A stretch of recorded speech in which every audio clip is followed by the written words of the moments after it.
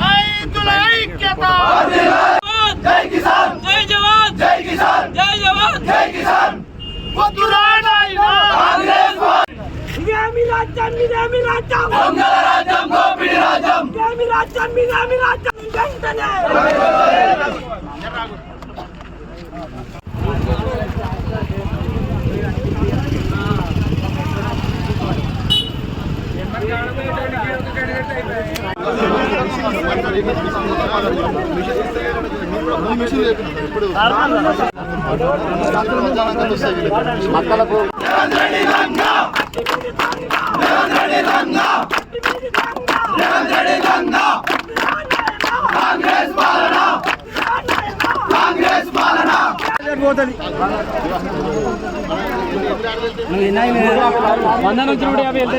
అబ్బకు వాళ్ళకు నేను ఏదంటే నాతోనే మాట్లాడుతున్నాను.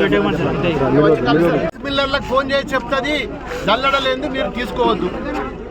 మరి ఇక్కడ మనం జల్లడియకపోతుంది. సెక్రటరియట్ ను ముఖ్యమంత్రి కార్యాలయాన్ని కూడా ముట్టడిస్తాం. మీకు ఎట్లాగో నూకలు చెల్లినాయి. నిన్న రిజల్ట్ చూస్తేనే తెలిసిపోయింది దేశంలో అన్ని రాష్ట్రాల్లో ఏమేమైందో. ఇప్పటికైనా బుద్ధి తెచ్చుకోండి. ఇప్పటికైనా రైతులను కాపాడుండ్రి. రైతుల శ్రమించి ఆరుగాళ్ళు పెట్టుబడి పెట్టుకొని రోడ్డు మీదకి వచ్చి వడగల్ల వాన పడతా అని చెప్పి మరి వాతావరణ నిపుణులు చెప్తున్నారు. వారు భయంతో ఉన్నారు, భయభ్రాంతులతో ఉన్నారు. మరి కోట్ల రూపాయల పంట నష్టపోతుంది. కాబట్టి మరి ఇప్పటికైనా రేపటి నుంచి మరి జిల్లా అధికారులు మరి అన్ని కేంద్రాలల్లో కొనకపోతే నేనే రేపు కలెక్టర్ ఆఫీసు కూడా పోయి ఇదే సమయానికి మరి నేను హెచ్చరిస్తున్నా. రేపటికల్లా మూమెంట్ స్టార్ట్ కాకపోతే మరి రైతులతోటి కలెక్టర్ ఆఫీసును ముట్టడిస్తా. రేపు ఇదే సమయానికి సిద్దిపేట కలెక్టర్ ఆఫీస్కు మరి నేను తప్పకుండా పోయి కలెక్టర్ను నిలదీస్తామని చెప్పి ఈ సందర్భంగా మరి హెచ్చరిస్తున్నాను. మరి రైతులందరి తరఫున దుబ్బాక నియోజకవర్గ రైతుల తరఫున మరి కలెక్టర్ ఇవ్వకపోతే ఎవరిది బాధ్యత? కలెక్టర్ది కాదా? సివిల్ సప్లై వాళ్ళది కాదా? రెవెన్యూ డిపార్ట్మెంట్ది కాదా? అగ్రికల్చర్ డిపార్ట్మెంట్ది కాదా? మరి ఇన్ని సమస్యల మీద ఉంటే ఒక్కొక్క డిపార్ట్మెంట్కి ఒక్కొక్క ఆన్సర్ చెప్తారు. వాళ్ళు మేము ఒకటి చెప్తే వాళ్ళు ఒకటి చెప్తారు. ఇవాళ ఊసున్న అన్ని చౌరస్తాలు ఒకటి కాదు, ప్రతి మండల చౌరస్తాలో ధర్నా నడుస్తుంది. ఇప్పటికైనా బుద్ధి రావాలి.